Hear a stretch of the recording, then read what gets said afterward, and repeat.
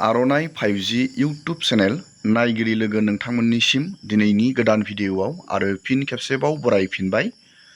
Finally लोगोफोर PM किसानाव जाय बिथांमोना रां मोनबाय थायो नोंथांमोननि थाखाय मोनसे गोजोनथाव खौरां लानानै फैदों।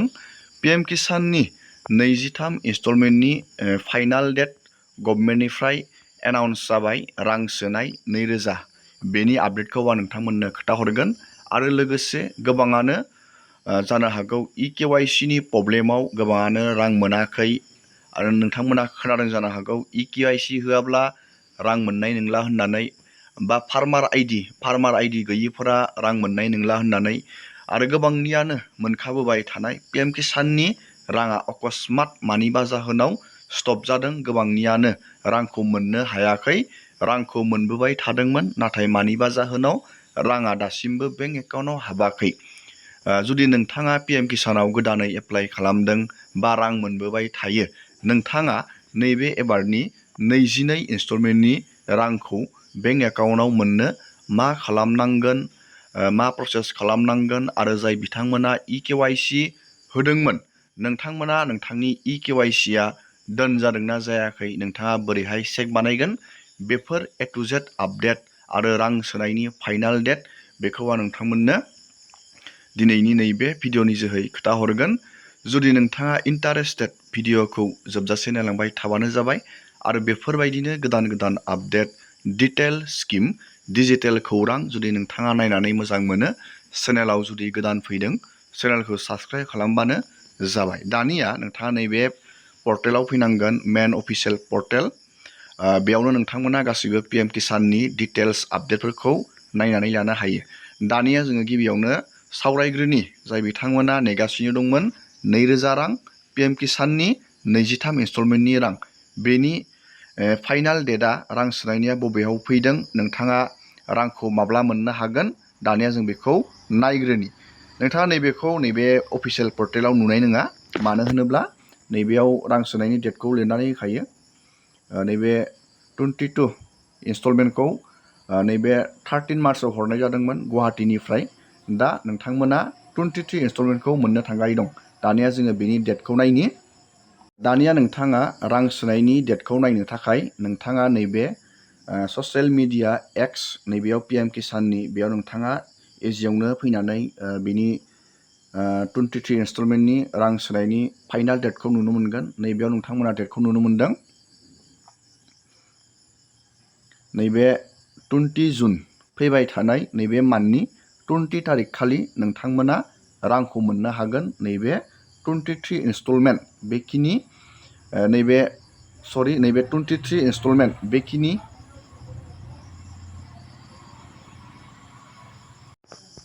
दानिया नैबेयाव नोंथांमोना नुनो मोनदों। नोंथांमोना नैबे मान्थनि 20 जुन मान्थनि नैबे 20 थारिख खालि नोंथांमोना 23 इनस्टलमेन्टनि 2000 रांखौ मोननो हागोन बेंक एकाउन्टाव। दानिया नोंथाङा फाइनाल रां सोनाय आपडेटखौ नोंथांमोना नुनो मोनबाय। जुन मान्थआवनो नोंथांमोना रांखौ मोननो हागोन, नैबे 23 इनस्टलमेन्टनि रांखौ। नोंथाङा बेखौ नैबे ससियेल मिडिया X PM किसाननि बेयाव हाबनानै नोंथाङा इजियावनो चेक खालामनानै नायनो हागोन। दानिया जोङो इम्परटेन्स आपडेट जोङो सावरायनि, बेनो जाहैबाय PM किसाननि रां मोनखाबोबाय थानाया मानि थाखाय स्टप जादों, मा खालामनो नांगोन आरो लोगोसे EKYC नि प्रब्लेमा मा, सोरबायदि मानसिया बेनिफिसारिया EKYC होनांगोन, जोङो बेनि आपडेटखौ नायनि। दानिया नोंथांमोना नैबे PM किसाननि पर्टेलाव फैफिननानै बेनि EKYC नि आपडेटखौ नायनानै नैबेयाव लानो हागोन। नैबेयाव लिरना होखादों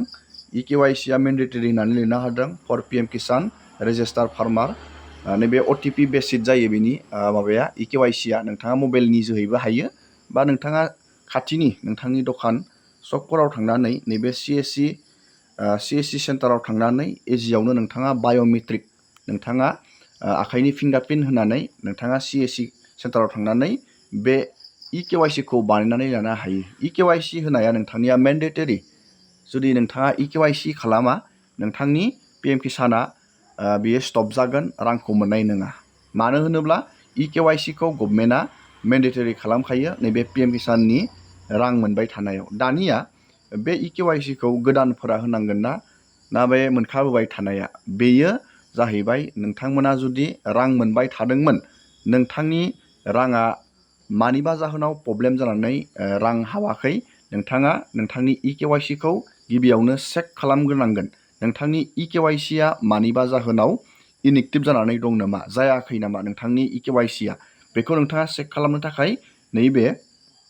नाउ इउआर स्टेटासाव नोंथाङा क्लिक खालामनांगोन नैबे नाउ इउआर स्टेटासाव क्लिक खालामनानै नैबेयाव नोंथांनि रेजिस्ट्रेसन नाम्बार आरो नैबे केप्साखौ बहायनानै नोंथाङा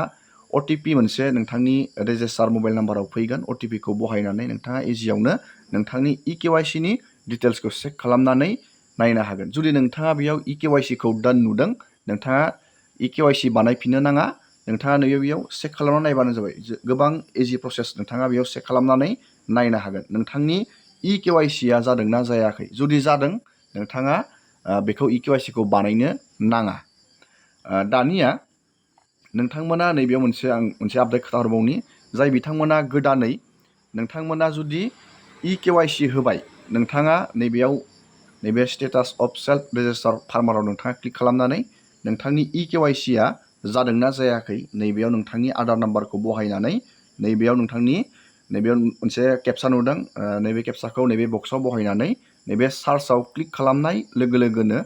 जुदि नोंथाङा इकेवाइसि नोंथांनिया जायाखैमोन नोंथाङा CSC सेन्टार बा मबाइलनि जोहै नोंथाङा इकेवाइसि बानायदों नोंथांनि इकेवाइसिया जादोंना जायाखै नैबे अपसननि जोहैनो नोंथाङा आधार कार्डखौ बहायनानैनो नोंथाङा बेयाव चेक खालामनानै नायनो हागोन गोबां इजि प्रसेस बियो नोंथाङा बेबायदि खालामबानो जाबाय दानिया मानिबा जाहोनाव जुदि नोंथांनि राङा स्टप जादों बे प्रब्लेमा मा बेखौ आं नोंथांमोननो सिगांनि भिडिअफोरावबो देखायबोबाय दं मानो होनोब्ला नैबेयाव PM किसाना मोनसे नटिस बहननानै होखादों नैबे इम्पर्टेन्ट नटिस बेयाव लिरनानै होखादों बेखौ आं नोंथांमोननो खोथादों मानो होनोब्ला न'खरसेयावनो मोनसे न'खरावनो मोनसे हानि डकुमेन्टजों सानै साथाम फेमिलि मेम्बारा PM किसानखौ एप्लाइ खालामदों रां लागासिनो दं बेबायदिखौ PM किसाननि नैबेयाव लिरनानै होदों सासपेक्ट खालामनायनि बेयाव लिरनानै होदों PM किसानआ डाइरेक्ट बेयाव नटिस बहननानै होदों गोबां मानसिफोरा बे न'खरसेयावनो साथाम साब्रै बेनिफिसारिफोरा बे PM किसाननि मोनसे हानि डिटेल्सजोंनो डकुमेन्टजोंनो गोबां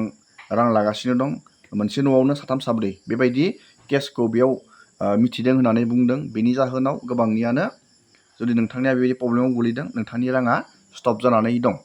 आरो नैबेयाव लिरनानै होदों बेयाव हानिबो बेयाव डिटेल्स लिरनानै होदों जुदि नोंथाङा नैबे 2019 नैबे 01/02/2019 आव जुदि नोंथाङा हाखौ नोंथांनि नामाव बानायदों गोदान नोंथाङा बानायदों बे हानि डिटेल्सजों जुदि नोंथाङा PM किसानखौ एप्लाइ बानायदों बेयो PM किसाननि गाइडलाइननि बाहेरायाव गोग्लैयो नोंथांमोना बेबायदि प्रब्लेम जादोंब्ला राङा नोंथांनिया हाबाखै स्टप जानानै दं गोबांनियानो बेबायदि प्रब्लेम जानायनि थाखायनो गोबाङानो PM किसाननि रांखौ मोननो हायाखै स्टप जानानै दं आरो लोगोसे DBT problem direct benefit transfer आदारजों बेंक एकाउन्टजों लिंक जायैफोरनियाबो गोबांनियानो PM किसाना राङा हाबाखै बेबायदि प्रब्लेम दानिया नोंथाङा मोनसे अपसना नोंथांमोननो खोथानि बेबायदि नोंथाङा जुदि बेबायदि प्रब्लेमाव जानानै दं नोंथाङा मोनसेल' खामानि माव नोंथाङा CSC सेन्टाराव थांनानै नोंथाङा फार्मार आइडिखौ फार्मार आइडि बानायोब्ला नोंथांमोना डाइरेक्टयै नोंथाङा बे PM किसाननि लाबखौ इजियावनो मोननो हागोन नोंथाङा CSC सेन्टाराव थांनानै फार्मार आइडिखौ बानायबानो जाबाय बेबायदि प्रब्लेम जानानै जुदि नोंथाङा रांखौ मोनाखै नोंथाङा एग्रिकालसार अफिसाव खबर लादों बायदिसिना अफिसाव थांनानै नोंथाङा PM किसाननि बागै रां हाबिनि नोंथाङा जाथाय फोरमायहैदों जुदि नोंथांनि खामानिया सल्भ जायाखै नोंथाङा अनलि मोनसे खामानि माव फार्मार आइडि बानाय नोंथाङा 100% रांखौ मोननो हागोन दिनैनि भिडिअखौ आं बेखिनियावनो फोजोबबाय बेनि जुदि गोदान आपडेट फैयो नोंथांमोननो लाबोबाय थागोन नोंथाङा नैबे रां सोनायखौथ' मिथिखाबाय 23 इनस्टलमेन्टनि रांखौ नोंथांमोना 20 जुन बे 20 जुनाव मोननो हागोन एसेनोसै दिनैनि भिडिअआ